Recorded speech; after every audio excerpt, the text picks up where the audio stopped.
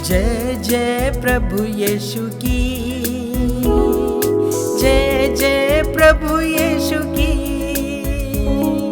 हमको बचाने आया जगत में, उसकी स्तुति करो। गाओ खुशी के गीत, ये धरती आकाश, आया मसीह जग में, पापों को करने नाश।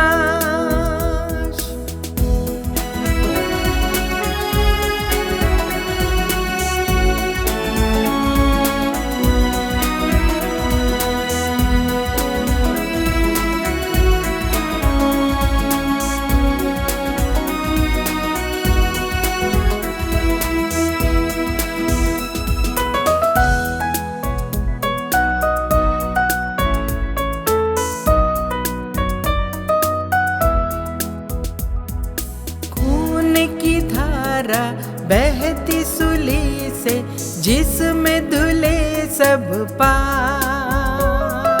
धो लो अब तुम अपने हृदय को, उसमें रहे नादाग। खून की धारा बहती सूली से, जिसमें धुले सब पाप। धो लो अब तुम अपने हृदय को, उसमें रहे नादाग। गाओ खुशी के गीत, ये धरती आकाश, आया मसीह जग में, पापों को करने नाश।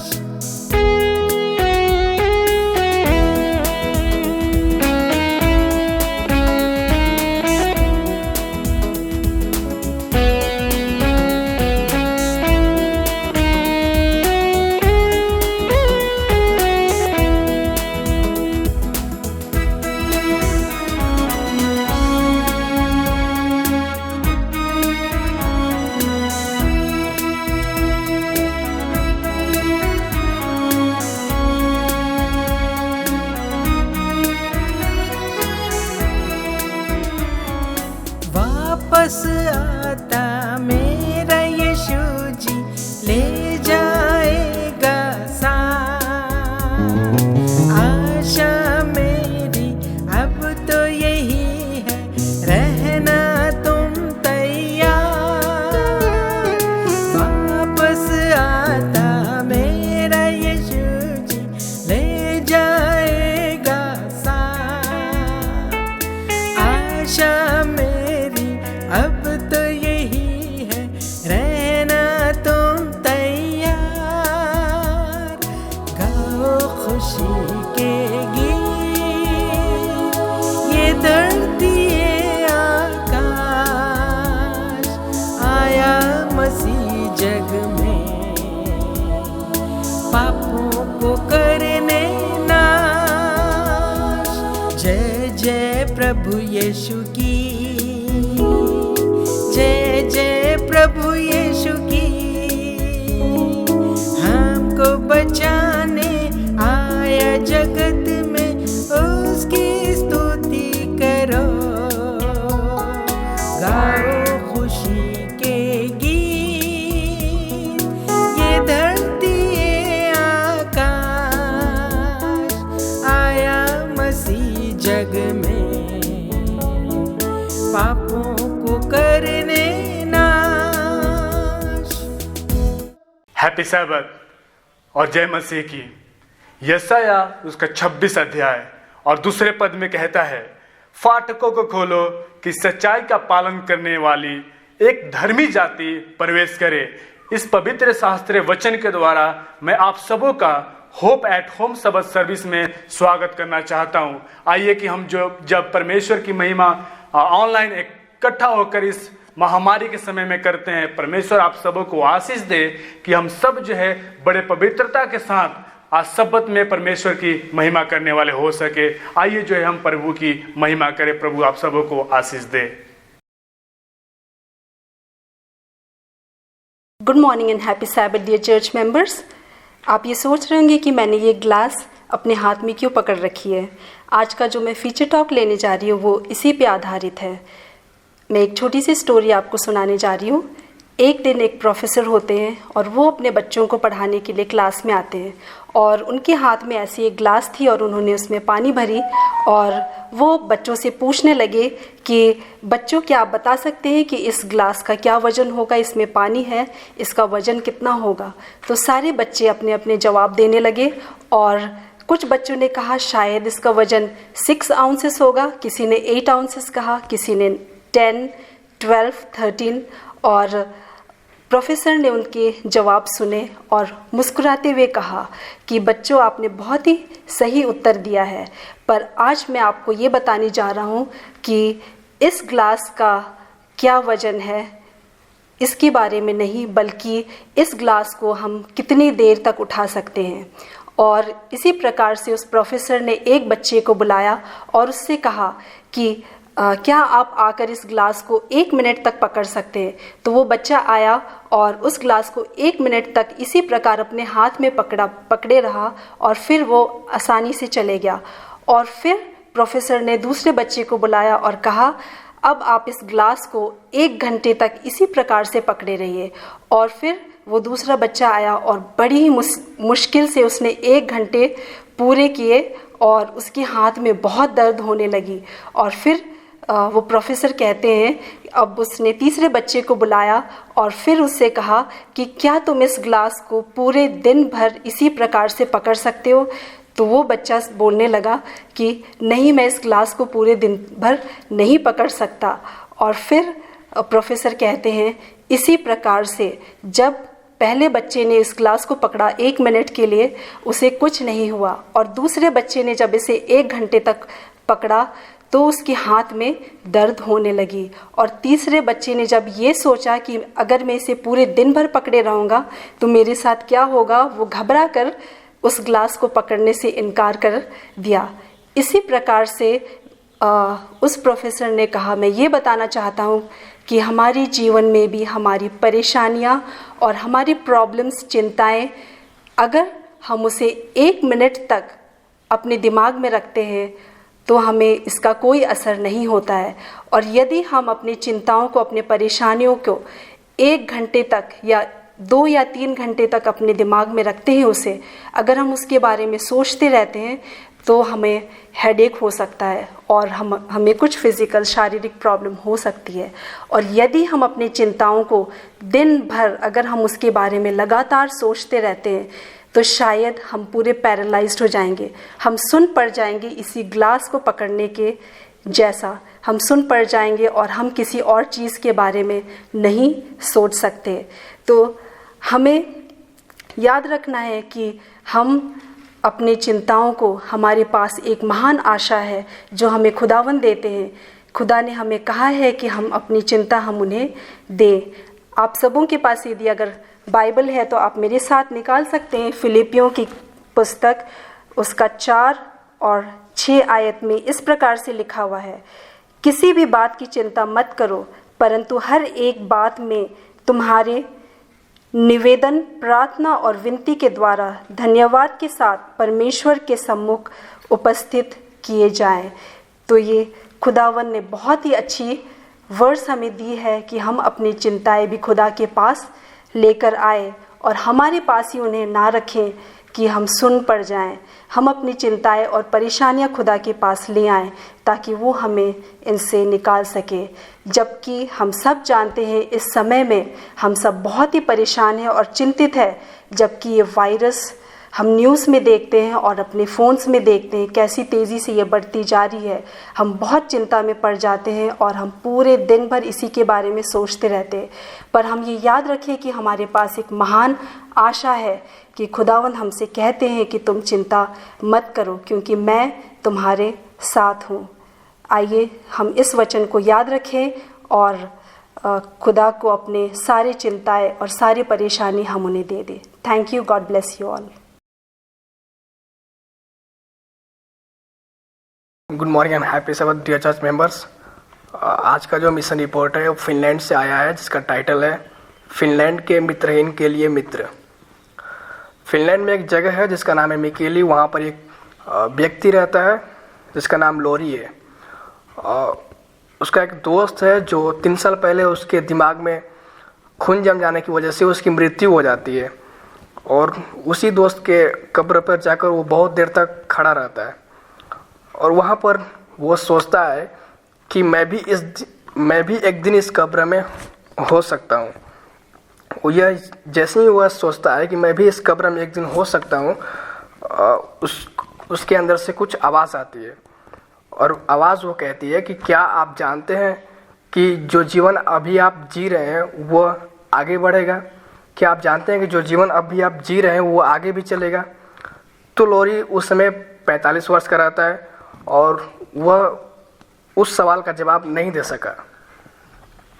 लेकिन यह दिन प्रतिदिन उसके दिमाग में हमेशा गूंजते रहता था कि यदि तुम मर गए तो तुम जानते हो तुम्हारा क्या होगा? यदि तुम मर गए तो तुम जानते हो तुम्हारा क्या होगा? ये सवाल हमेशा उसके दिमाग में गूंजते रहता था। उसी डर के साथ बचपन में उसने प्रभु यीशु मसीह के दूसरी आगमन के बारे में सुना था कि यीशु मसीह दूसरी बार आएगा और जितने भी दुष्ट पापी लोग वो सब आग में जलते हुए डाल दिए जाएंगे। लेकिन कोई उसका क्रिश्चियन दोस्त नहीं रहता है कि जाकर वो अपने डर को किसी को सुना सके। कुछ दिन के बाद उसके कान में कुछ इन्फेक्शन हो जाता है, और वो इन्फेक्शन को चेक कराने के लिए डॉक्टर के पास जाता है, और डॉक्टर उसको चेक करते हैं। चेक करने के बाद उससे ये पता चलता है कि उससे प्रोस्टेट कैंसर हुआ रहता है। जैसे उसे पता चलता है कि मुझे कैंसर हुआ है, वो घबरा जाता है और वो डर जाता है कि ये तो बात सच निकला जो मैंने बात कब्र पर की थी कि मैं भी इस कब्र में हो सकता हूँ, अपने दोस्त के जैसा मैं भी इस कब्र में एक दिन हो सकता हूँ। वही बात वो दोहरा रहा था कि ये तो बात सच निकला, अब मैं तो बहुत जल्द मर जाऊँगा, मेरा मरना निश्चय है, मैं बहुत जल्द मर जाऊँगा। वो डरने लगता है, वो मौत से डरता है कि मैं तो अब बहुत जल्द मर जाऊँगा। लेकिन कुछ दिन के बाद उसको एक साहस मिलती है। वो एक पादरी से बात करता है और पादरी को सारी बात बताता है, और पादरी ने उसके सारे पापों को क्षमा करने के लिए परमेश्वर से प्रार्थना करते हैं कि हे परमेश्वर, इसके जितने भी पाप है सब क्षमा कर दे। फिर उसके बाद पादरी साहब उसको ही बोलते हैं, लोरी तुम भी परमेश्वर से प्रार्थना करो कि जितने भी तुम्हारे पाप है सब क्षमा हो जाए। तो जैसे ही वो दोनों प्रार्थना करते हैं, प्रार्थना के समय लोरी के अंदर से कुछ होता है, अचानक कुछ हुआ, और उसके जितने भी पाप है वो ऐसा लगा कि उसके जितने भी पाप है सब क्रूस के चरणों में छोड़ दिए गए हैं, और खुशी और शांति ने उसे भर दिया। फिर उसके बाद उसके सारे डर खत्म हो जाते हैं और ईमानदारी से बाइबल पढ़ना स्टार्ट कर देता है। और जैसे ही वो बाइबल पढ़ रहा होता है, अचानक वो लूका रचित सुसमाचार को पढ़ता है। वहाँ पर वो ये पाता है कि शनिवार का जो दिन है वो साबत का दिन है। तो आश्चर्य हो जाता है कि साबत का जो दिन है वो शनिवार यहाँ पे लिखा हुआ है, रविवार यहाँ पे क्यों नहीं लिखा हुआ है। उस रविवार को खोजने के लिए न्यू टेस्टामेंट को 3 बार लगातार पढ़ता है। 3 बार न्यू टेस्टामेंट को पढ़ने के बाद भी उसे रविवार साबत का दिन कहीं नज़र नहीं आया। फिर उसके बाद कुछ समय के बाद उसको एक अखबार दिखा। वहाँ पर यह लिखा हुआ था कि सेवेंथ डे एडवेंटिस्ट चर्च में पाठ लेने के लिए मीटिंग रखा गया है। तो वह इतना पढ़ता है, इतना पढ़ने के बाद तुरंत वो उस मीटिंग में शामिल हो जाता है। फिर उसके बाद चर्च जाता है, बाइबल पढ़ता है। लेकिन उसकी जो पत्नी थी उसको ये सब पसंद नहीं आया, और उसने तलाक लेने की अर्जी की कि हम दोनों तलाक लेंगे, और वो दोनों डिवोर्स ले लेते हैं। उसके बाद लोरी जो है कुछ सालों के बाद एक एडवेंटिस्ट महिला से शादी कर लेता है जिसका नाम पावी रहता है, और वो लोटी की रहती है, और वो दोनों लोटी चले जाते हैं। फिर वहाँ जाने के बाद लोरी जो है वो यीशु मसीह के प्रचार के बारे में सोचता है कि मैं लोटी के लोगों को यीशु मसीह के बारे में कैसे बताऊं, कैसे मैं परमेश्वर के वचन को शेयर कर सकूं। तो ये सोचते रहता है और बहुत बार वो परमेश्वर से प्रार्थना करता है कि हे परमेश्वर, मुझे कुछ तरीका दे ताकि मैं इन लोगों को आपके वचन को बांट सकूं। तो उसके दिमाग में एक ख्याल आता है कि लोटी के चर्च, सेवन एडवेंटिस्ट जो चर्च है उसके सामने में मैं एक फूड पेंट्री खोलूँगा, जो मैं लोगों को खाना भी बांट सकूं और परमेश्वर के वचन को भी शेयर कर सकूं। तो लोटी सेवन एडवेंटिस्ट चर्च के सामने में फूड पेंट्री खोल देता है। उसके बाद वो फिनलैंड के लोगों को देखता है कि वहाँ के जो लोग हैं अधिकांश वो किसी से डरते नहीं हैं, वो सब अपने मौज मस्ती में सब ये व्यस्त है। जितने भी भौतिक वस्तुएं हैं, जितने भी सांसारिक चीज़ है, वो सब में वो लोग मस्त है। और उनके जीवन में ऐसा लगता है कि परमेश्वर के लिए कोई भी जगह नहीं है। फिर उसके बाद लॉरी सोचता है, अपने मन में एक क्वेश्चन करता है कि मैं इन लोगों तक कैसे पहुंच सकता हूं। फिर उसके बाद उसको ये फूड पेंट्री का याद आता है कि मैं ये फूड पेंट्री एक ऐसा साधन है जिसकी ओर ये उन लोगों तक पहुंचा सकता है, उन लोगों तक ये फूड पेंट्री हमको मिला सकता है और हम परमेश्वर के वचन को शेयर कर सकते हैं। फिर उसके बाद चर्च की तरफ देखता है। तो चर्च में जो लोग हैं, जो लोग आते थे, उसमें से कुछ बुजुर्ग लोग थे, कुछ कंस्ट्रक्शन का काम करने वाले थे और कुछ ऐसे लोग थे जिनके पास कोई दोस्त नहीं था, वो सिर्फ बिल्कुल अकेला थे, वो दोस्त की तलाश में थे। और कुछ फिनलैंड वासी थे और कुछ उसमें से रशियन भी थे। और वो चर्च उन लोगों को सप्ताह में सिर्फ 2 बार खाना देती थी। और वो चर्च चलता है। फिर उसके बाद लॉरी सोचता है कि इन लोगों से बातें करना बहुत मुश्किल है, मैं इन लोगों से कैसे बात कर सकता हूँ, स्पेशली तो विश्वास के बारे में, फेथ के बारे में, कि विश्वास के बारे में मैं इन लोगों से कैसे बात करूँ। उसके बाद उसका जो फूड पेंट्री का जो बिज़नेस है वो चलते रहता है। कुछ दिन के बाद शुरुआत में कुछ ही लोग उस फूड पेंट्री में विज़िट करने आते हैं,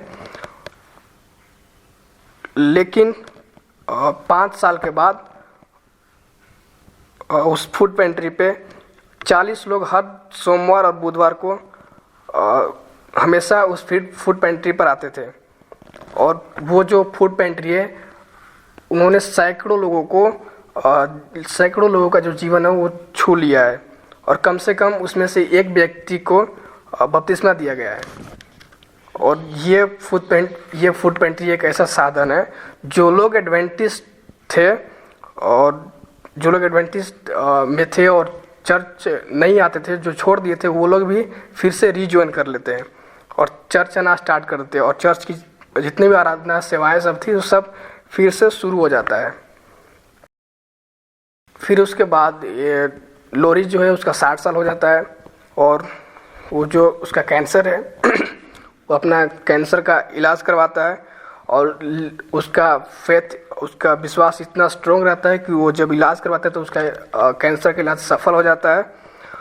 और अब ये बोलता है कि मुझे अब मौत से डर नहीं, क्योंकि परमेश्वर मेरे साथ है। मेरा जीवन यीशु मसीह के हाथों में है।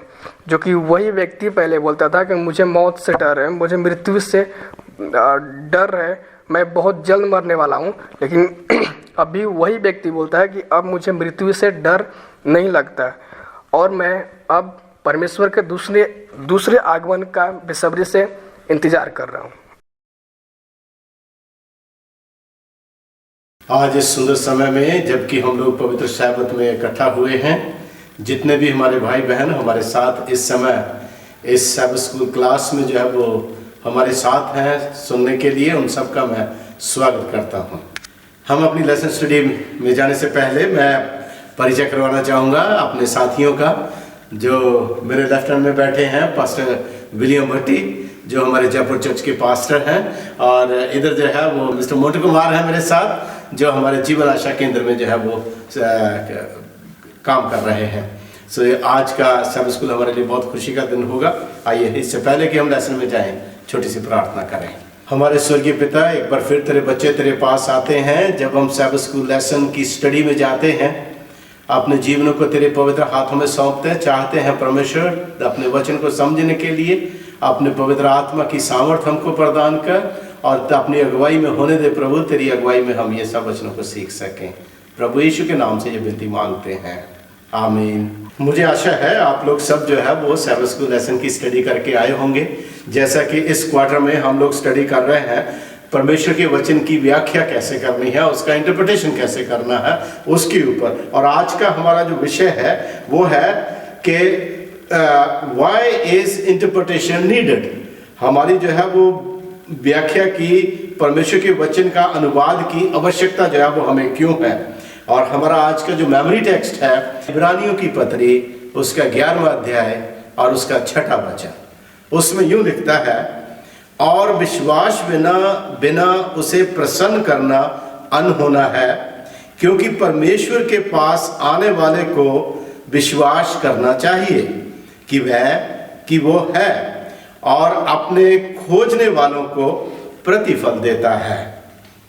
ये एक बाइबल का अध्ययन और बाइबल का अनुवाद जो है, ये एक कहानी पढ़ने के तरीके से नहीं है। ये एक बच्चा जैसे कोई कहानी पढ़ता है उस तरह नहीं है, बल्कि बाइबल को पढ़ने का अर्थ ये है कि उसका अनुवाद भी करना, उसके वचन को भी बताना। बाइबल पढ़ने का मतलब उसकी व्याख्या करना भी है। लेकिन हम ये कैसे करते हैं? जब हम पवित्र शास्त्र में देखते हैं, हमारे देश में देखते हैं, लोगों की अलग अलग संस्कृतियां हैं, लोगों की अलग अलग भाषाएं हैं, और इन भाषाओं में और संस्कृतियों में और फिर जो है वो हमारी जो धारणाएं कई बार होती हैं मनों में, वो धारणाएं हमारी जो है वो कितना हमको जो है वो बाइबल का अनुवाद करने में, बाइबल की व्याख्या करने में प्रभावित करती हैं, उसके विषय में आज हम लोग जो है मिलकर इसके ऊपर सीखेंगे। मेनली जो है हमारे सामने खासकर जो है वो है, सबसे पहले बाइबल की व्याख्या को सबसे अधिक जो प्रभावित करती हैं वो है हमारे मन में बसी हुई पूर्व धारणाएं, जो पहले से कल्पनाएं हमारे मन में बनी हुई होती हैं। उसके बाद जो है बाइबल के अलग अलग जो अनुवाद इस संसार में आ गए हैं, वो अनुवाद जो है वो हमको जो है वो प्रभावित करते हैं। तो हम देख रहे हैं कि पूर्व धारणाएं हमारे बाइबल की व्याख्या करने में बहुत अधिक प्रभावशाली होती हैं, अनुवाद बहुत प्रभावशाली होता है, और सबसे अधिक जो असर बाइबल के ऊपर और बाइबल की व्याख्या में जो डाला जाता है वो है हमारे सांस्कृतिक अनुभव, जो हमारे कल्चर में पाई जाती है बातें। कई बार हम कल्चर की बातों को बेस रख के हम बाइबल की व्याख्या करते हैं। पाप जो है सबसे बड़ा हमारे जीवन में प्रभाव डालता है, और कई बार पाप की फाउंडेशन के ऊपर भी हम अपनी सोच को सामने रख के हम बाइबल की व्याख्या करने की कोशिश करते हैं। तो इन सब बातों को लेकर आज हम अपने लेसन स्टडी में देखेंगे कि बाइबल की व्याख्या सही रूप में और क्यों होनी चाहिए। आइए अब हम जो है अपने रविवारी भाग में जाएंगे और इसमें हम सीखेंगे कि पूर्व धारणाएं जो है किस तरीके से बाइबल की व्याख्या को जो है वो प्रभावित करती हैं। पवित्र शास्त्र में जब हम देखते हैं तो हमें पता चलता है कि 3.5 साल तक प्रभु यीशु मसीह के चेले जो है वो प्रभु यीशु मसीह के साथ रहे। उन्होंने जो है बड़े बड़े मिरेकल भी देखे। उन्होंने प्रभु यीशु मसीह ने अपनी सच्चाई को बहुत स्पष्ट रूप में उनके सामने रखा, लेकिन उसके बावजूद भी कुछ चेलों की पूर्व धारणाएं थी जो उनको जो है वो प्रभावित करती रही। जब ये सब देखते हैं तो इससे पता चलता है कि कहीं ना कहीं धारणाएं बड़े भयंकर तरीके से असर करती हैं। तो इस बात को देखते हुए मेरे मन में एक विचार आ रहा है जो मैं अपने साथियों के साथ जो है वो साथियों का विचार जानना चाहूँगा। उसके लिए प्रभु यीशु मसीह के जी उठने के बाद 3.5 वर्ष यीशु मसीह के साथ रहने के बावजूद भी आप ये देखिए कि वो सत्य जो यीशु मसीह ने रिवील किया था वो कहीं ना कहीं कुछ पूर्व धारणाओं से प्रभावित जो वो रहा और चेले जो है उसको नहीं मान सके। तो मैं चाहूँगा कि मिस्टर मोंटू कुमार, यदि आपका विचार इसमें क्या है कि किस तरीके से चेले जो थे वो उन पूर्व धारणाओं से जो है वो प्रभावित थे और जो सत्य प्रभु यीशु मसीह ने उनको बताया था वो जो है वो उतना उनको जो है वो काम नहीं कर पाया। मेरे साथ निकालिए लूका 24 अध्याय और उसका 36 पद। यहाँ पे इस प्रकार लिखा है, ये वे बातें कह ही रहे थे कि आप ही उनके बीच में आ खड़ा हुआ और उससे कहा तुम्हें शांति मिले। भाई साहब, पूर्व धारणाएं सत्य को समझने में रुकावट करती है और इसलिए हम परमेश्वर के वचन को, बाइबल को नहीं समझ पाते हैं। भाई साहब, आपने देखा कि बाइबल में 2 व्यक्ति यीशु के मृत्यु के बाद जा रहे थे, उनके अंदर पूर्व धारणाएं थी और पूर्व धारणाएं होने के कारण वो बाइबल को, पवित्र शास्त्र को समझ नहीं पा रहे थे और यीशु उनके बीच में आते हैं और उनकी जो है पूर्व धारणाएं को खत्म करके और उन्होंने जो व्याख्या किया और वो लोग जो है पवित्र शास्त्र को बड़े अच्छे से जो है समझ चुके। साहब, इसके साथ मैं और भी कुछ जोड़ना चाहता हूँ कि पूर्व धारणाओं को लेकर हम बाइबल को अच्छी तरह नहीं समझ सकते, क्योंकि खुदा के कलाम में प्रभु यीशु मसीह ने भी ये बात कही है कि पुरानी मशकों में नया दाखरस ना भरो। मतलब अगर हमारे अंदर वही पुरानी सोचें, पुराने विचार, जब पुरानी कल्पनाएं हैं, तो उनके ऊपर हम एक प्रभु यीशु मसीह के कलाम को एक नई सोच नहीं रख सकते। पास्टर विलियम, आपने बहुत अच्छा विचार आपने पेश किया, क्योंकि वचन की व्याख्या को समझने के लिए ये बड़ा ज़रूरी है कि हम पुरानी धारणाओं को एक तरफ निकाल के रखें, नई फाउंडेशन से हम सीखें। Thank you.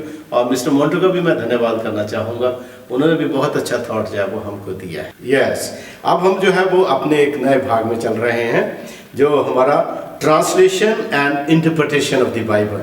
बाइबल की जो अनुवाद है और बाइबल की जो व्याख्या की गई है उसके ऊपर हम बातचीत करेंगे, क्योंकि बाइबल वचन में लिखता है, पौलुस लिखता है वचन में, वो कहता है कि जहाँ कहीं भी आवश्यकता हो, ज़रूरत हो, तो 2-2 जन जो है वो एक अनुवाद करे, दूसरा उसको जो है वो भाषा का इस्तेमाल करे, यदि 2 नहीं तो 3 करें, और यदि किसी को नहीं आता हो तो सभा में बिल्कुल जो है वो चुप रहे।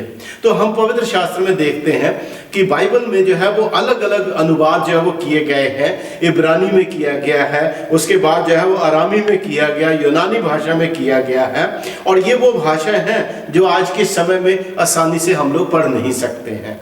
क्योंकि इन लोगों पढ़ नहीं सकते हैं, इसलिए हमें इनके अनुवाद की जरूरत है। अनुवाद में 2 मुख्य बातें शामिल हैं।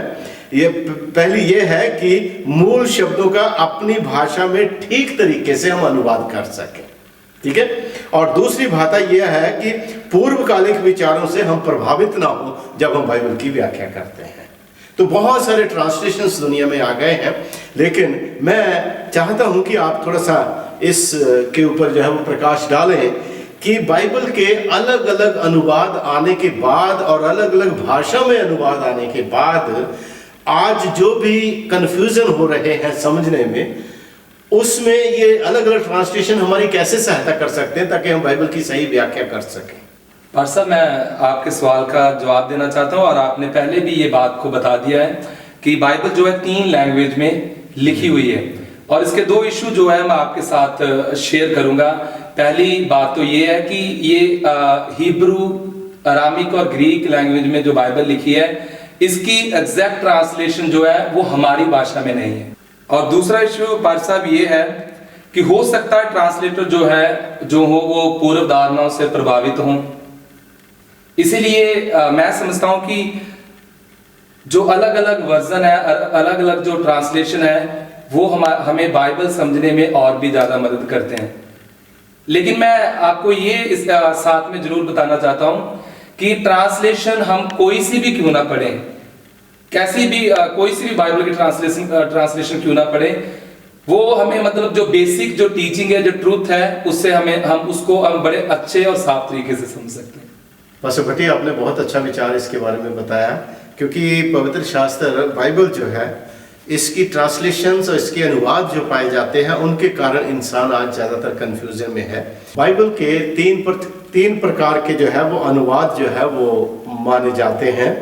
पहला है औपचारिक अनुवाद। औपचारिक अनुवाद में जो है वो मूल रूप के प्रति जो है वो वफादारी दिखाई गई है, और सिर्फ शब्दों को लेकर ही जो है उसको जो है वो उसके ऊपर विचार जो है वो किया गया है। दूसरा जो है वो गतिशील, ये अर्थ पर बल देता है उसके मुहावरे के तौर पर, ताकि उसको जो है वो पवित्र शास्त्र बाइबल को समझा जा सके। और तीसरी व्याख्या जो है वो आम बोलचाल के विचार में जो है वो व्यक्त की जाती है। और इस तरह से अलग अलग विचार जो है वो दुनिया में पाए जाते हैं। इसलिए बाइबल के जितने भी ट्रांसलेशंस हैं, ज्यादा से किसी एक चीज को समझने के लिए आप कभी किसी एक ट्रांसलेशन से समझ नहीं सकते। इसलिए ये जरूरी है कि आप अधिक से अधिक बाइबल के अनुवाद जो है वो इस्तेमाल करें, तो एक भाषा, दूसरी भाषा और तीसरी भाषा में क्या क्या विचार आता है उसको जो हम मिलान करके आप एक बेटर कंक्लूजन पे पहुंच सकते हैं और बाइबल की सही व्याख्या हो सकती है। पवित्र शास्त्र बाइबल में हम लोग जो है बाइबल की जब व्याख्या करते हैं तो उसके ऊपर हम देखते हैं कि अलग अलग प्रकार की संस्कृतियां भी जो है उसको बहुत अधिक प्रभावित करती हैं। जैसे निर्गमन की पत्री में निर्गमन की बुक में लिखा है, किताब में 20 बाब उसकी 5 आयत में परमेश्वर कहता है कि जो मुझसे बैर रखते हैं उनके बेटों, पोतों और परपोतों को भी पितरों का दंड दिया करता हूँ। बाइबल के जितने भी लेखक हैं विभिन्न संस्कृतियों में डूबे हुए थे। इब्रानी संस्कृति में भी हम देखते हैं कि उसमें बहुत सारी ऐसी भी गलतियां होती थी जो आपने की नहीं है लेकिन आपने होने दी है, और जब आप होने देते हैं तो उसका भी दंड जो है वो आपको जो है वो दिया जाता है। इसी तरीके से जो है वो यूनानी जो थी और कसदी जो है वो संस्कृति थी। तो ये अलग अलग संस्कृतियां जो है इनके कारण भी कई बार हम जो है बाइबल की व्याख्या करते समय हम जो है वो हमारे विचार जो प्रभावित होते हैं। हमारे साथ हमारे साथी हैं मिस्टर मोंटू कुमार। मैं उनके विचार जानना चाहूंगा इसके प्रति कि विभिन्न प्रकार की संस्कृतियां जो है वो किस तरीके से जब हम बाइबल की व्याख्या करते हैं तो उन संस्कृतियों की बुनियादी शिक्षा जो है वो हमारे बाइबल की व्याख्या को जो प्रभावित करती हैं। आप इसके विषय में क्या सोचते हैं? भाई साहब, आपने बिल्कुल सही कहा। जब हम बाइबल पढ़ते हैं तो बहुत सारे संस्कृति के बारे में हमें पता चलता है, क्योंकि लेखक अलग अलग संस्कृतियों से प्रभावित थे। इसलिए बाइबल की व्याख्या को समझने के लिए हमें जरूरी है कि उन लेखक जो हैं उनके कल्चरों को समझे, तब वो जो है हमें मदद करेगी पूरी रूप से बाइबल को समझने में। ब्रदर मोंटू की बात के साथ मैं कुछ और ऐड करना चाहता हूँ, और मैं बताना चाहता हूँ कि अगर हमें कल्चर का, उनके कल्चर जो राइटर उनके कल्चर का नहीं भी पता, तो बाइबल जो अपने आप में खुद सच है। और जब हम प्रार्थना करेंगे तो मैं समझता हूँ कि पवित्र आत्मा जो है हमें बड़े अच्छे तरीके से गाइड करेगा और हम उसकी बेसिक नॉलेज जो है, उसका सच जो है उसको समझ सकते हैं। आपके कंट्रीब्यूशन के लिए मिस्टर मंटू और पास्टर भट्टी, आपने बहुत अच्छा बताया कि संस्कृतियां जो है हमें बाइबल का व्याख्या करते समय हमें ध्यान में रखने की बहुत ज़रूरत है। पर मैं एक और चीज़ बताना चाहता हूं, वो ये है कि भले हम उन संस्कृतियों के बारे में गहराई से ना जानते हों, फिर भी बाइबल अपने आप में जो है अपना सही अर्थ जो है वो हमको बताती है। आइए अब हम जो है अपने नेक्स्ट अगले भाग में जाएंगे, और अगला भाग जो है वो जो हमारे बाइबल की व्याख्या करने में उसका जो है वो सही मीनिंग से उसको समझने में जो सबसे बड़ा प्रभाव डालती है वो है हमारी पापमय नेचर। हमारी पापमय नेचर, प्रभु यीशु मसीह ने उनसे कहा था, अपने लोगों से, यहूदियों से कहा था कि यदि तुम अंधे होते तो पापी ना ठहरते, परंतु अब कहते हो कि हम देखते हैं, इसलिए तुम्हारा पाप जो है वो बना रहता है। सो मैं अपने साथियों से पूछना चाहूँगा कि क्या पाप में प्रवृत्ति भी बाइबल के अनुवाद में और बाइबल की व्याख्या में प्रभाव डालती है, और यदि डालती है वो प्रभाव तो कैसे डालती है? भाई साहब, बहुत अच्छा सवाल है आपका। जहाँ तक मैं सोचता हूँ कि पाप एक बहुत बड़ा बाधा है कि हम पवित्र शास्त्र को ना समझ पाए। मैं कुछ जो है आपके लिए यहाँ पे पढ़ना चाहूँगा जो आज के लेसन में है। यहाँ पे इस प्रकार लिखा है, पाप पढ़ने वाले और बाइबल के बीच में एक बाधा है। बड़ा ध्यान से सुनिए किस प्रकार जो यहाँ पे लेखक जो इस बात को बता रहा है कि पाप पढ़ने वाले और बाइबल के बीच में एक बाधा है।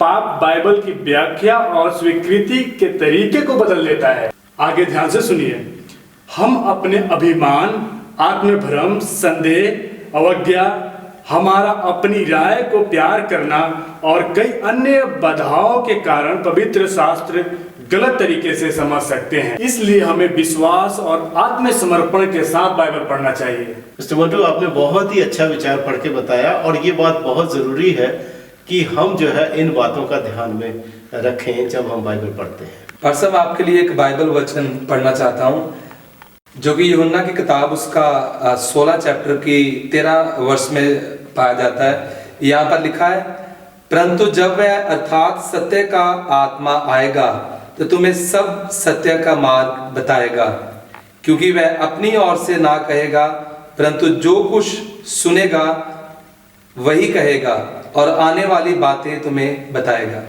मिस्टर मंटू, आपने और पास्टर साहब ने बहुत अच्छा बाइबल का पदस्तर भी पढ़ा और बड़ा अच्छा विचार दिया।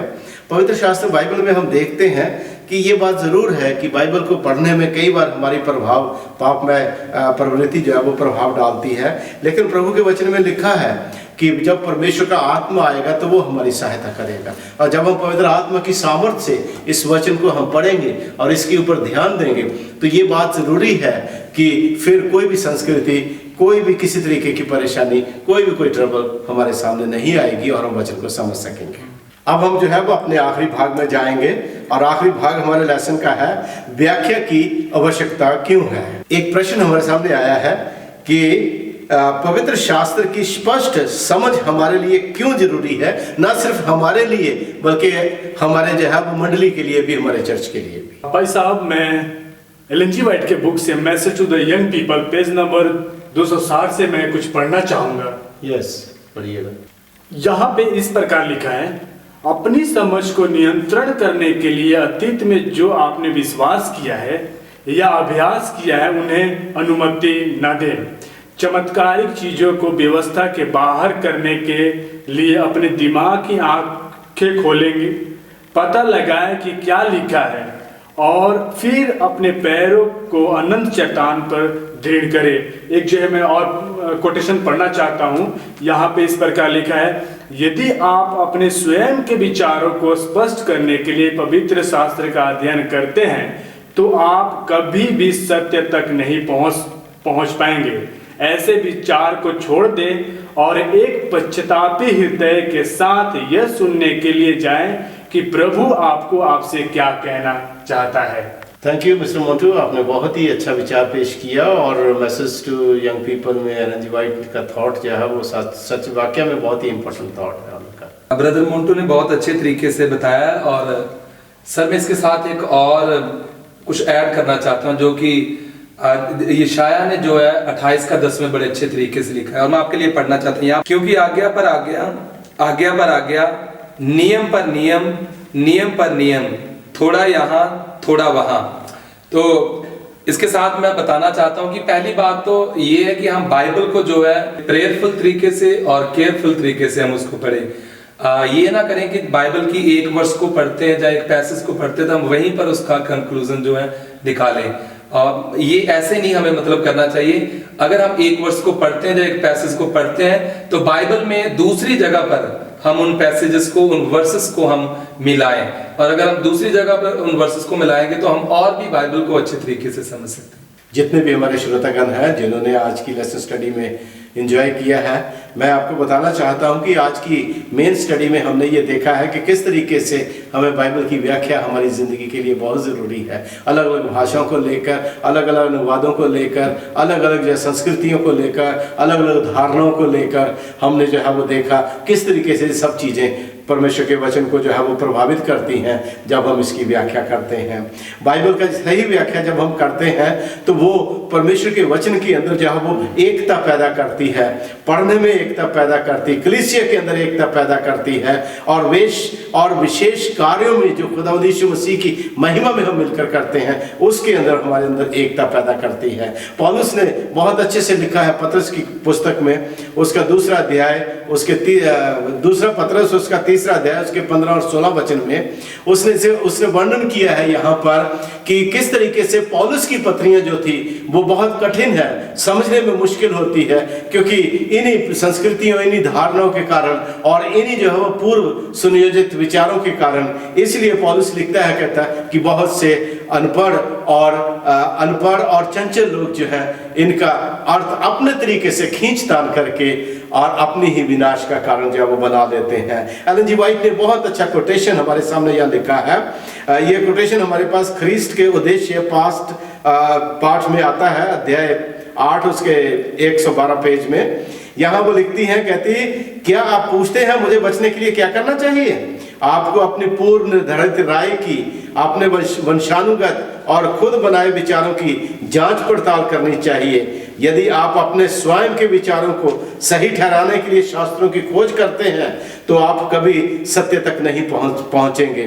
प्रभु ये कहता है, ये जानने के लिए खोजें। अगर खोजते समय ये एहसास होता है कि आपके अभिलिखित विचार सच्चाई के साथ मेल नहीं खाते हैं तो अपने विश्वास के अनुरूप सत्य का गलत अर्थ ना निकालें, बल्कि दिए गए प्रकाश को स्वीकार करें। अपने मन और दिल को खोलें ताकि आप परमेश्वर के वचन से चमत्कारिक चीजों को देख सकें। सो इस तरीके से हमें अपने बाइबल की व्याख्या करते समय हमें इन चीजों के ऊपर ध्यान देना चाहिए।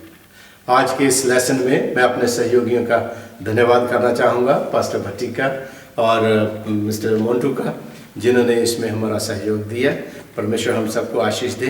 आइए हम छोटी सी प्रार्थना के साथ आज के सब स्कूल को क्लोज करेंगे, एंड करेंगे, और पास्टर भट्टी प्रार्थना में हमारी अगुवाई करेंगे।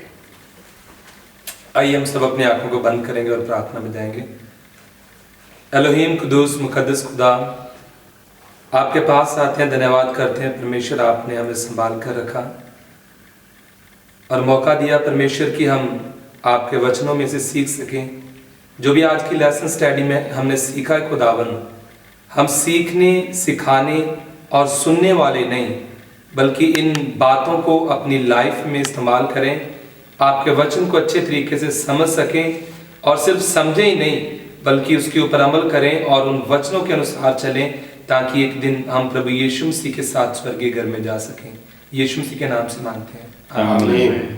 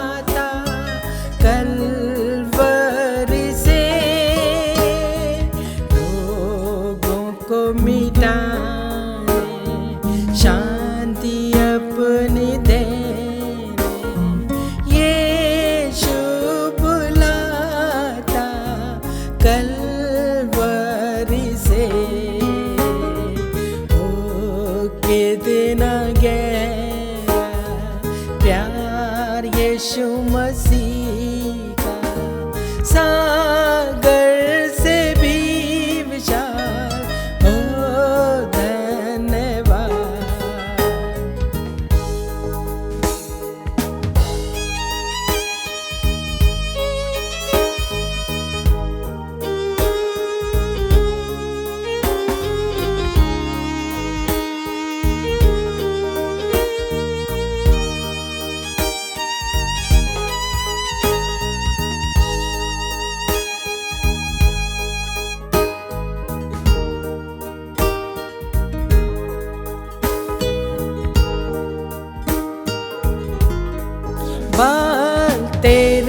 झुकने तक वो होगा साथ साथ। माँ है भूल सकती, वो न भूलेगा। अब यीशु पास आओ, प्रेम अनुपम पाओ, प्यार यीशु मसीह का ही बचाएगा।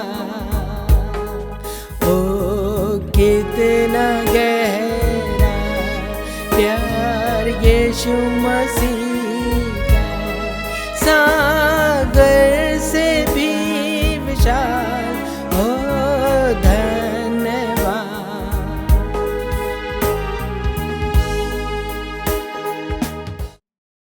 Good morning everyone. आप सबों को जय मसीह की। मैं आप सबों को इस ऑनलाइन डिवाइन सर्विस में वेलकम करना चाहती हूँ और आज की हमारी स्क्रिप्चर रीडिंग के लिए मैं आप सबों के सामने पढ़ना चाहती हूँ प्रकाशित वाक्य का 12 अध्याय उसकी 17वीं आयत में इस प्रकार से लिखा हुआ है। तब अजगर स्त्री पर क्रोधित हुआ और उसकी शेष संतान से जो परमेश्वर की आज्ञाओं को मानते और यीशु की गवाही देने पर स्थिर है लड़ने को गया, और वह समुद्र के बालू पर जा खड़ा हुआ। परमेश्वर इस वचन के पढ़े और सुने जाने पर आशीष दे। आज के हमारे वक्ता है पास्टर विलियम भट्टी। सभी को जय मसीह की। एक बार फिर से मैं आप सबका स्वागत करना चाहता हूं, जितने भी लोग इस ऑनलाइन सर्विस में हमारे साथ जुड़े हैं और इस मैसेज को जो सुनने के लिए जा रहे हैं। खुदा आप सबको बड़ी आशीष और बरकत दे। इससे पहले कि हम आज के वचन में जाएं, मैं छोटी प्रार्थना आप लोगों के लिए करूंगा।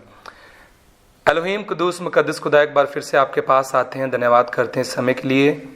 और जो भी आज का वचन आपके वचन से सीखें खुदावन, वो मेरी ओर से नहीं बल्कि आपकी ओर से हो। और जो भी मैं बोलूं खुदावन, आपका रूहुल कुदूस मुझे गाइड करे खुदावन, और वो ही हम सबसे बातचीत कर सके। प्रभु यीशु मसीह के नाम से मांगते हैं, आमीन।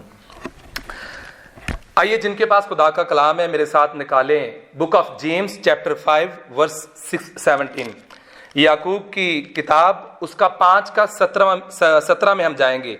वहां पर लिखा है, एलिया भी तो हमारे समान दुख सुख भोगी मनुष्य था, और उसने गिड़गिड़ाकर प्रार्थना की कि मैं ना बरसे, और 3.5 वर्ष तक भूमि पर मैं नहीं बरसा। आज का जो मेरा वचन है, जो संदेश है, आपने 2 हफ्ते पहले सुना होगा कि मैंने एक संदेश दिया था जिसका टाइटल था कोविड-19 इज एन अलार्म।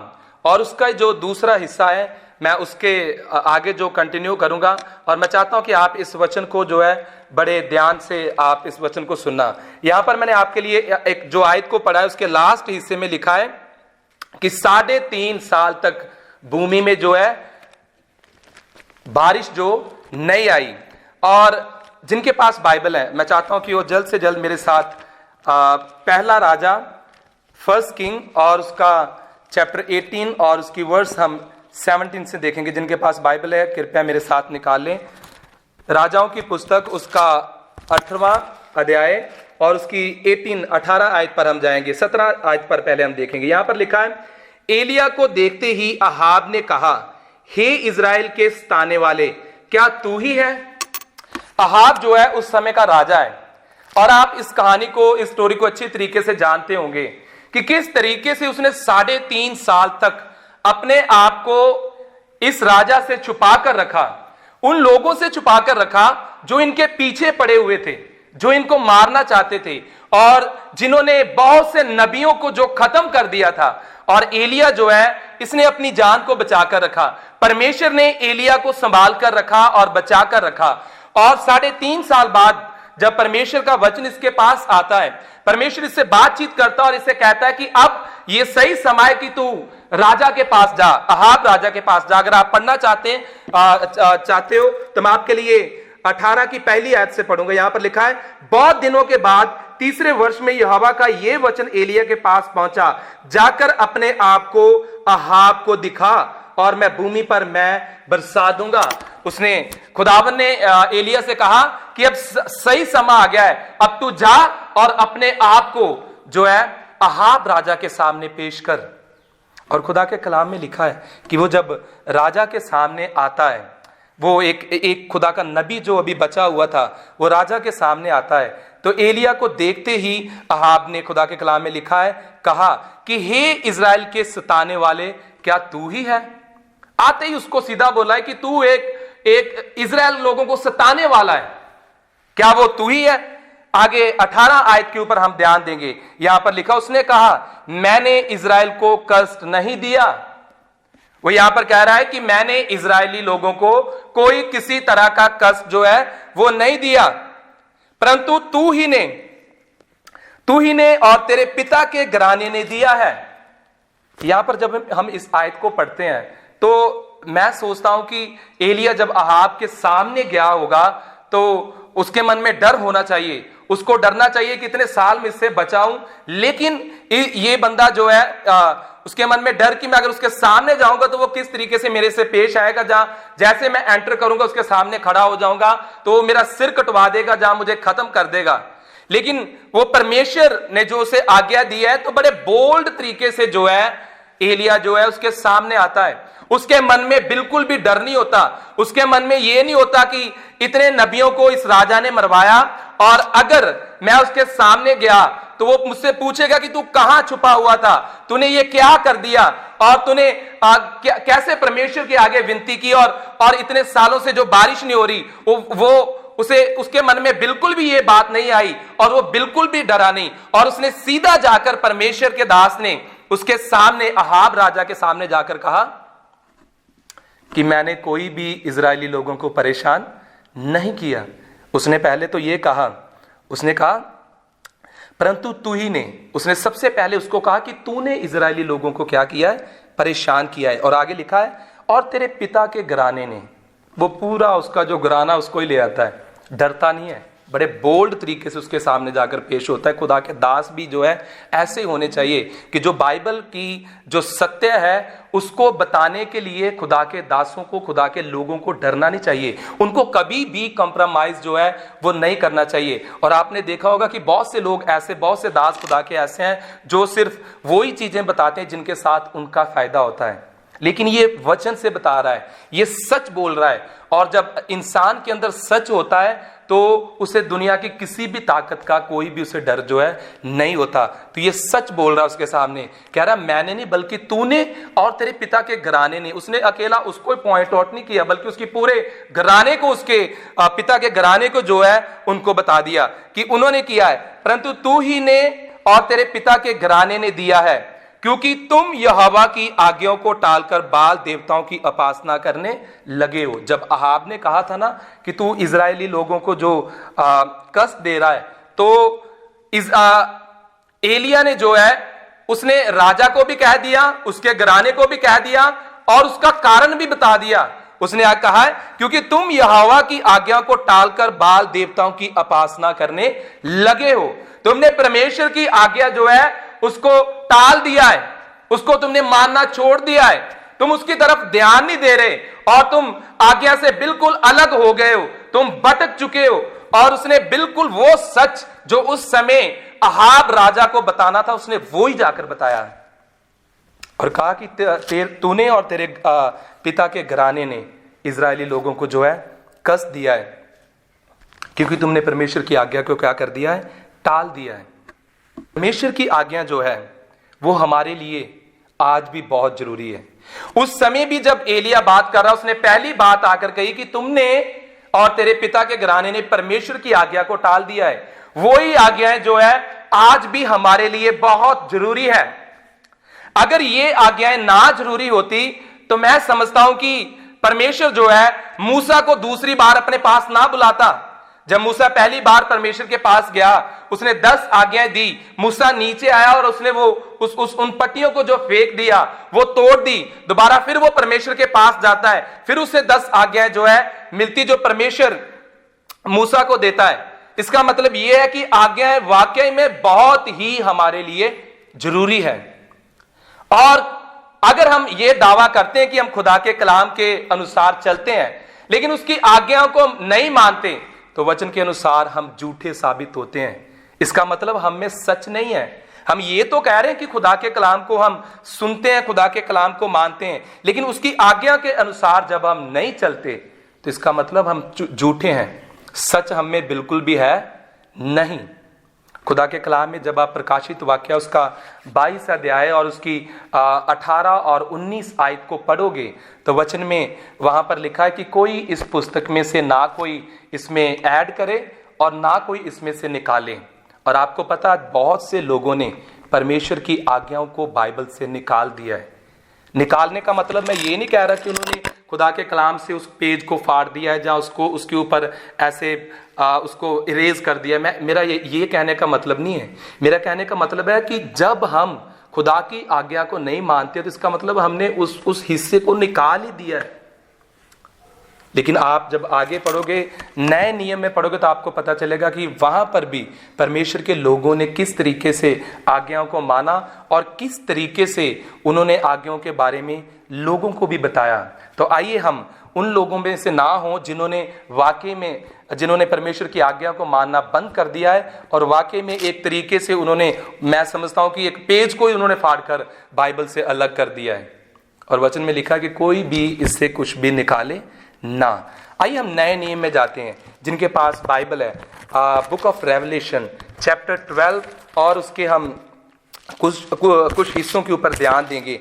जिनके पास बाइबल है मेरे साथ निकालें प्रकाशित वाक्या उसका 12 अध्याय के ऊपर हम थोड़ा अपना ध्यान जो है आज देंगे। यहां पर लिखा है 12 अध्याय की उसकी पहली आयत पे लिखा है, फिर स्वर्ग में एक बड़ा चिन्ह दिखाई दिया, अर्थात स्त्री जो सूर्य ओढ़े हुई थी। बाइबल में लिखा है कि स्वर्ग में एक चिन्ह दिखाई दिया, एक निशान जो है दिखाई दिया, और लिखा है कि एक स्त्री जिसने सूर्य को ओढ़ा हुआ है। तो जब बाइबल में हम स्त्री का जिक्र पढ़ते हैं, वुमन का जिक्र पढ़ते हैं, तो हमें पता चलता है कि खुदा का कलाम जो है वो चर्च की ओर इशारा कर रहा है। जब हम औरत का जिक्र इस अध्याय में पढ़ रहे हैं तो हमें पता चलता है कि 12 अध्याय चैप्टर जो 12 चैप्टर है प्रकाशित वाक्या का, ये एक चर्च की तरफ ध्यान दे रहा है। और ये वो चर्च है जो बिल्कुल पाक साफ चर्च है। ये वो चर्च है जिसके अंदर किसी तरह का कोई दोष नहीं है। ये वो कलीसिया है जो पाक साफ कलीसिया है। ये वो कलीसिया है जिसने वो प्रभु यीशु मसीह के लहू की कदर को जाना है। ये वो कलीसिया है जिसने वो खुदावन जो उसने कई हजार साल पहले जो वायदे किए थे उनकी तरफ ध्यान दिया है। ये एक सच्ची कलीसिया की यहां पर बात चल रही है। ये वो कलीसिया है जिसने प्रभु यीशु मसीह को अपने अंदर बाहर पहना हुआ है। और यहां पर लिखा है कि एक चिन्ह जो है वो दिखाई दिया। आगे मैं आपके लिए पढ़ूंगा। तीसरी आयत पे आप आ जाइए मेरे साथ। जब हम तीसरी आयत पे जाते हैं तो वहां लिखा है, एक और चिन्ह स्वर्ग में दिखाई दिया और देखो एक बड़ा लाल अजगर था जिसके 7 सिर और 10 सींग थे। एक और चिन्ह जो है वो दिखाई देता है, एक और साइन दिखाई देता है। पहली आयत में जो है एक वुमन का जिक्र आया है, एक स्त्री, एक औरत का जिक्र आया है, जो कि एक कलीसिया की बात चल रही है। तीसरी आयत में जो है एक अजगर का जिक्र आता है। और जब हम बाइबल के आगे इसकी 9 आयत को पढ़ते हैं तो वहां पर लिखा है, तब वह बड़ा अजगर अर्थात वही पुराना सांप जो इब्लीस और शैतान कहलाता है। ये अजगर जिसकी बात चल रही है ये कोई और नहीं बल्कि शैतान है।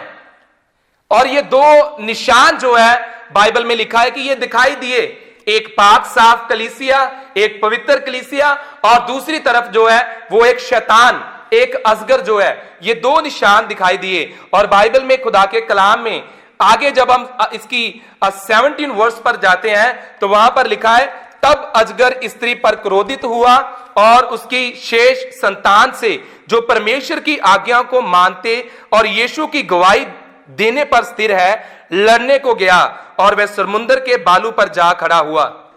यहां पर 2 निशान दिखाई दिए और बाद में बाइबल में 17वीं आयत में लिखा है कि दोनों के बीच में जो है एक युद्ध होने वाला है। और युद्ध कौन कर रहा है, लड़ाई कौन कर रहा है? बाइबल में लिखा है, अजगर स्त्री के ऊपर क्रोधित हुआ। असगर, वो शैतान जो है वो स्त्री के ऊपर क्रोधित हुआ, उसे वो सच्ची कलीसिया के ऊपर गुस्सा आया, उसे उन लोगों पे गुस्सा आया जो खुदा की आज्ञाओं को मानती है, उसे उन लोगों पे गुस्सा आया जो परमेश्वर के पुत्र प्रभु यीशु मसीह के लहू की कदर को जानते हैं। इस असगर को उन लोगों के ऊपर वचन पे लिखा है कि गुस्सा आया और उससे युद्ध करने के लिए वो निकल गया। मेरे अजीजों, इस बात को आप ध्यान में रखना कि शैतान जो है उसे हर एक जन के ऊपर गुस्सा नहीं है। शैतान की लड़ाई जो है वो हर एक जन के साथ नहीं है। शैतान की हम कई दफा बाइबल में पढ़ते हैं, जब हम इफिसियों की पत्री पढ़ते हैं, उसके 6:12 में पढ़ते हैं, वहां पर लिखा है कि हमारा युद्ध जो है वो लहू और मांस से नहीं है बल्कि शैतान के साथ है। सिंपल तरीके से मैं कह रहा हूं, आप पढ़ सकते हो बुक ऑफ इफिसियन चैप्टर 6 उसकी 12 वर्ष से आप पढ़ सकते हो। वहां पर लिखा है कि हमारा युद्ध जो है वो लहू और मांस के साथ नहीं है बल्कि शैतान के साथ है, अनगोर की जो ताकतें हैं उनके साथ हमारा युद्ध है। तो इस आयत को जब लोग पढ़ते हैं तो उनको लगता है कि मैं अगर मसीह में हूं, मैं अगर चर्च जाता हूं, मैं अगर चर्च में जाकर साफ सफाई करता हूं, मैं अगर चर्च में बड़ा एक्टिव मेंबर हूं, मैं चर्च के मैंने बहुत से काम संभाल कर रखे हैं और मैं चर्च में जाकर प्रचार करता हूं, मैं चर्च में जाकर दुआ प्रार्थना करता हूं घंटों घंटों तक, और इसका मतलब शैतान की जो लड़ाई है वो मेरे साथ है। लेकिन ये वर्ष हमें बताती है कि शैतान की लड़ाई सब लोगों के साथ नहीं है। शैतान जो है हर एक जन के ऊपर क्रोधित नहीं है। शैतान को हर एक के ऊपर गुस्सा नहीं आता। शैतान हर एक के ऊपर वो अटैक नहीं कर रहा। शैतान की लड़ाई उन्हीं लोगों के साथ है जो उसकी आज्ञाओं को मानते हैं, जो उसकी वचन के अनुसार चलते हैं, जो खुदावंद की आज्ञाओं को मानते हैं। उन्हीं लोगों के ऊपर उसे गुस्सा है और उन्हीं लोगों से वो लड़ने के लिए निकलता है। उन्हीं लोगों को वो सताएगा, उन्हीं लोगों को वो खत्म करने की क्या करेगा, कोशिश करेगा। दो निशान, एक स्त्री जो एक कलीसिया, एक चर्च को दर्शाती है, और दूसरा असगर जो शैतान को दर्शाता है। और तीसरी बात इसमें आ जाती है कमांडमेंट्स, आज्ञाएं। दो, उसको असगर को, शैतान को कलीसिया के ऊपर गुस्सा आया। क्यों आया? क्योंकि वो जो है आज्ञाओं को उसने मानना जो क्या है बंद कर दिया है।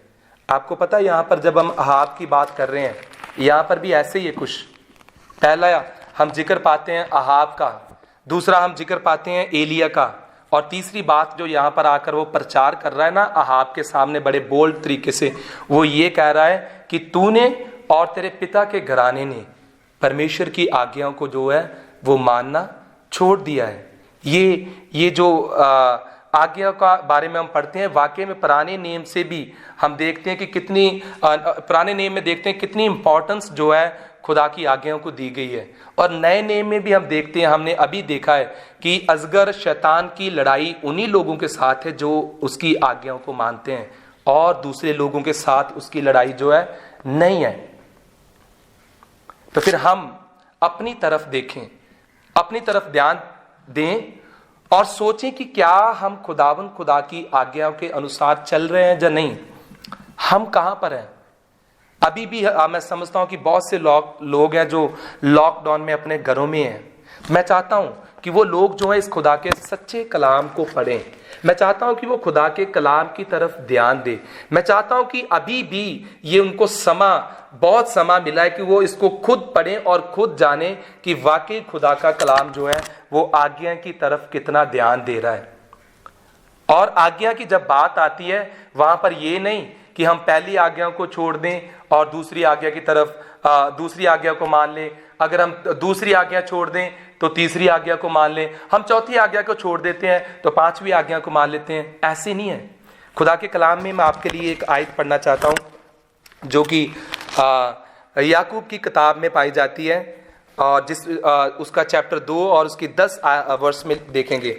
2 अध्याय और उसकी 10 आयत में लिखा है, यूं लिखा है, क्योंकि जो कोई सारी व्यवस्था का पालन करता है परंतु एक ही बात में चूक जाए तो वह सब बातों में दोषी ठहर चुका है। खुदा के कलाम में लिखा है कि अगर कोई इंसान कहता है कि मैं उसकी आज्ञाओं को मानता हूं, उसकी व्यवस्था के अनुसार चलता हूं, उसकी कमांडमेंट्स जो है उनको मानता हूं, उसके अनुसार चलता हूं, लेकिन अगर वो एक भी बात या एक भी आज्ञा को छोड़ देता है, तो वो क्या लिखा है, वो सारी आज्ञा को, खुदा के कलाम में लिखा क्या कह रहा है, वो सारी आज्ञा को तोड़ रहा है। और आपको पता बहुत से लोग हैं जिन्होंने आज 4th कमांडमेंट को तोड़ दिया है, जिन्होंने चौथी आज्ञा की तरफ जो बिल्कुल भी आज अपना ध्यान जो है नहीं दे रहे। उन लोगों को लगता है कि शायद हम बाकी की आज्ञा मान रहे हैं तो कोई बात नहीं, खुदावंद खुश है। लेकिन वचन में मैंने आपके सामने अभी पढ़ा याकूब उसका 2:10 में कि अगर एक भी आज्ञा को हम तोड़ते हैं तो इसका मतलब हम सारी आज्ञाओं को तोड़ रहे हैं। इसका मतलब कि हम कोई भी परमेश्वर की आज्ञा के ऊपर जो चल नहीं रहे, इसका मतलब हम खुदा के कलाम के अनुसार भी चल नहीं रहे, बल्कि हम दावा तो कर रहे हैं, हम कहते तो हैं, लेकिन उसको अपने जीवन में उन चीजों को हम इस्तेमाल नहीं कर रहे, उन वचनों को अपनी लाइफ में जो है हम इस्तेमाल नहीं कर रहे। तो यहाँ पर जब हम बाइबल के में पढ़ते हैं, उसमें मैंने आपको बताया कि चौथी आज्ञाओं को बहुत से लोगों ने तोड़ दिया है। आपको पता है, जब आप बाइबल को, खुदा के कलाम को पढ़ते हो, आप निर्गमन की पुस्तक उसका 20 अध्याय में जब आप जाते हो, वहां पर जब आप 10 आज्ञाओं के बारे में पढ़ते हो तो आपको पता चलेगा कि ज्यादातर आज्ञाओं में लिखा है कि दौ शल। लेकिन जब चौथी आज्ञा पर हम आते हैं तो वहां पर लिखा है कि रिमेंबर, याद। इंग्लिश की बाइबल में पहला वर्ड ही जो आता है याद, क्योंकि खुदाबंद जानता है कि आने वाले समय में ये लोग जो है ये आज्ञाओं को तोड़ेंगे। और इसी चीज को दानियल जो है वो अलग तरीके से लिखता है। दानियल की किताब उसका 7:25 वहां पर पढ़ते हैं तो वहां पर लिखा है कि वो अति महान की विरुद्ध में बातें करेगा और समय और व्यवस्था जो है उनको बदल देगा, टाइम को भी, और जो लॉ है, जो कमांडमेंट्स है, उनको भी बदल देगा। और बाइबल में जब आप डैनियल 7 उसकी 25th वर्ष को पढ़ते हो तो उसके अनुसार जब हम देखते हैं तो 10 आज्ञाओं में एक ही आज्ञा ऐसी है जिसके तोड़ने से समय भी बदला जाता है और आज्ञा भी टूट जाती है। और 4th कमांडमेंट पर खुदाबंद ने भी, मैं समझता हूं कि जोर दिया है, जिसपे इस तरीके से लिखा है कि रिमेंबर, तू याद रख, क्योंकि खुदाबंद जानता है कि बहुत से लोग जो हैं वो आने वाले समय में इस आज्ञा को तोड़ देंगे, इन आज्ञाओं को भूल जाएंगे। और यहां पर जब एलिया की हम बात करते हैं, वो भी अहाब के सामने जब आता है तो वो पहले आकर और कोई बात नहीं कर रहा, उसने जो उसको कहा गया कि तू इजराइल को सताने वाला है, तो उसने उसका जवाब दिया कि मैं सताने वाला नहीं हूं, बल्कि आप लोग, अहाब को कहा तू और तेरा घराना सताने वाला है, क्योंकि तुम लोगों ने परमेश्वर की आज्ञाओं को क्या कर दिया है, तोड़ दिया है। इस आयत को जब हम पढ़ते हैं तो मैं ये समझता हूं कि वाकई में आज भी लोग जो है उसी तरह अहाब की तरह हो गए हैं, जो दूसरों के ऊपर ब्लेम तो करते हैं, ब्लेम लगाते हैं कि ये ऐसे कर रहा है और तुम सताने वाले हो, तुम परमेश्वर के लोग नहीं हो और तुम्हारे ऊपर खुदा का आत्मा नहीं है, होली स्पिरिट आप लोगों के ऊपर काम नहीं करता। लेकिन वो खुद नहीं देखते कि वो वचन के अनुसार चल रहे हैं या नहीं, क्योंकि उन लोगों ने खुदावंद की आज्ञाओं को जो है वो तोड़ दिया है। उन्होंने खुदावंद की आज्ञाओं में से उस सब्बत के दिन को जो है निकालकर एक तरफ रख दिया है। एलिया जो है कहता है कि तुमने परमेश्वर की आज्ञा को क्या कर दिया है, तोड़ दिया है। अभी भी हमारे पास समय है, अभी भी हमारे पास टाइम है कि हम खुदावंद के कलाम की अच्छे तरीके से स्टडी करें। और ये कोविड-19 जो है, जो हमारे लिए एक बहुत बड़ी अलार्म की जो घंटी बजी है, मैं चाहता हूं कि इस समय में हमें तैयार होने की जरूरत है ये कोविड-19 को देखते हुए, क्योंकि खुदा के कलाम के अनुसार आने वाला समय जो है वो इससे भी ज्यादा खतरनाक हो सकता है। और आने वाला अटैक जो है वो सीधा उन लोगों के ऊपर होगा जो उसकी आज्ञाओं को मानते हैं। जैसे कि मैंने प्रकाशित वाक्य 12 और उसकी 17 में आपको बताया है कि अजगर को स्त्री के ऊपर क्रोध आया, गुस्सा आया, शैतान को चर्च के ऊपर, कलीसिया के ऊपर वो गुस्सा हुआ। तो आखिरी समय में जो है वो शैतान, वो अजगर जो है उन्हीं लोगों के पास जाएगा और उनको तंग, उनको परेशान करेगा और उनके ऊपर इतनी विपत्तियां लाने की वो कोशिश करेगा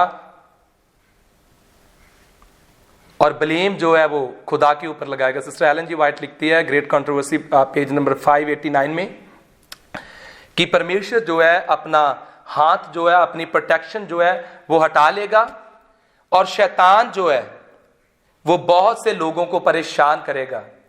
और खुदा की दासी आगे बताती है, लेकिन खुदावन जो है वो एक स्पेशल प्रोटेक्शन के साथ उन लोगों को संभाल कर रखेगा जो उसकी आज्ञा को मानते हैं। शैतान का आखिरी समय में युद्ध जो है वो उन्हीं लोगों के साथ होगा जो उसकी आज्ञा को मानते हैं। वो कोविड-19, ये जो कोरोना वायरस अभी चल रहा है, इससे भी बड़ी बड़ी परेशानियां उनके ऊपर लाने की वो कोशिश करेगा। लेकिन खुदा के कलाम में लिखा है कि परमेश्वर जो है चमत्कारी तरीके से उन लोगों को जो है वो उन लोगों को जो उसकी आज्ञाओं को मानते हैं उनको संभालेगा। खुदा के कलाम में जब आप यशाया की किताब उसका 43 चैप्टर उसकी 2nd और 3rd वर्स की तरफ जाओगे तो वहां पर लिखा है कि अगर तुम पानियों के अंदर से जाओगे तो परमेश्वर तुम्हारे साथ रहेगा। अगर तुम आग के बीच में जाओगे तो परमेश्वर तुम्हारे साथ रहेगा। ना तो पानी तुम्हें डुबो सकेंगे और ना ही आग जो है वो तुम्हें जला सकेगी। खुदा के कलाम में लिखा है कि मैं तुम्हें कभी नहीं छोड़ूंगा और कभी भी त्यागूंगा नहीं। ये परमेश्वर के जो वायदे हम खुदा के कलाम में पढ़ते हैं तो हमें पता चलता है कि वाकई आखिरी समय में भी जैसे परमेश्वर की दासी भी लिखती है, उसी तरीके से परमेश्वर उन लोगों को संभाल कर रखेगा जो लोग खुदा की आज्ञाओं के अनुसार चलते हैं। क्योंकि शैतान का जो है युद्ध जो है आखिरी समय में वो उन्हीं लोगों के साथ होगा जो उसके वचन के अनुसार चलते हैं, जो उसकी आज्ञा को मानते हैं, इंक्लूडिंग सैबत, द 4th कमांडमेंट, जो 4थी आज्ञा को भी मानते हैं। उन लोगों के साथ शैतान का आखिरी समय में युद्ध होगा। हम अगर इजरायली लोगों के बारे में जाने, इजरायली लोगों के बारे में देखें तो हमें पता चलता है कि किस तरीके से परमेश्वर ने उन्हें मिस्र की गुलामी से आज़ाद करवाया था, किस तरीके से परमेश्वर ने उन्हें वहां से आज़ाद करवा दिया, वहां से निकलवा दिया। लेकिन वहां से आज़ाद कराने का मतलब ये नहीं कि वो सब लोग उस देश में चले गए जिस देश का परमेश्वर ने उनके बाप दादों के साथ वायदा किया था। सिर्फ अभी वहां से उन्हें फ्री किया था, आज़ाद करवाया था। और जब वो रास्ते में जाते हैं तो उन्हें बहुत सी परेशानियों का सामना करना पड़ता है। जो परेशानियों उन्होंने मिस्र में देखी, उससे भी ज़्यादा बड़ी परेशानियां जो है उन्होंने रास्ते में उनका सामना किया। इसीलिए वो बार बार कहते थे कि अच्छा होता कि हम मिस्र में रहते, बल्कि खुदावन उन्हें आज़ाद करवा कर वहां से ला रहा है और वो फिर कह रहे कि अच्छा होता हम वहीं रहते और वहीं मर जाते और वहीं खत्म हो जाते। और आपको पता है वायदे किए हुए देश में कितने लोग गए, कौन लोग गए? मैं ज्यादा डीप नहीं जाना चाहता, लेकिन आपको बताता हूं कि जिस देश का खुदावन ने वायदा किया था बाइबल में उनके बाप दादों के साथ, उस देश में वही लोग गए जो खुदावन की आज्ञा के अनुसार चलते थे, जो खुदावन की आज्ञाओं में बने रहे। बाकी जितने भी लोग वो उस जंगल, उस विल्डरनेस में सारे खत्म हो गए। और जो लोग परमेश्वर की आज्ञाओं के अनुसार चलते रहे वही लोग उस देश में गए जिसका परमेश्वर ने उनके बाप दादों के साथ वायदा किया था। आपको पता प्रभु यीशु मसीह ने हमारे लिए अपना लहू बहाकर हमें पाप से तो आजाद कर दिया है, लेकिन अभी जो है हमारे लिए भी एक घर तैयार करके रखा है। वो घर है स्वर्गीय घर। और उस घर में जाने से पहले हमें देखना होगा कि क्या हम खुदा के कलाम के अनुसार चल रहे हैं या नहीं।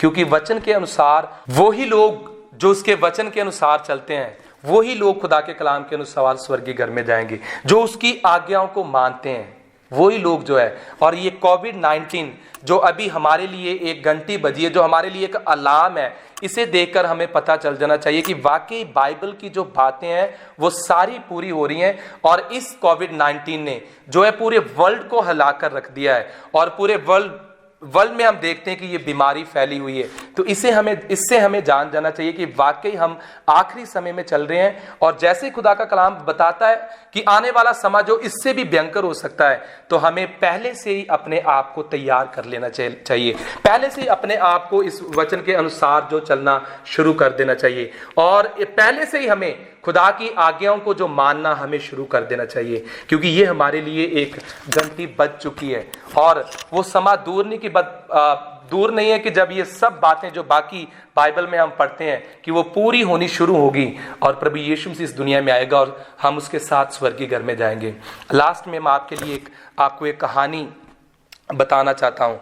38 में एक इंसान एक बैरोमीटर खरीद कर लाता है और वो इसलिए लाता है कि उसको वेदर की जो इंफॉर्मेशन है वो मिल सके, उसे पता चल सके कि कब जो मौसम है वो खराब होने जा रहा है और कब सही रहेगा।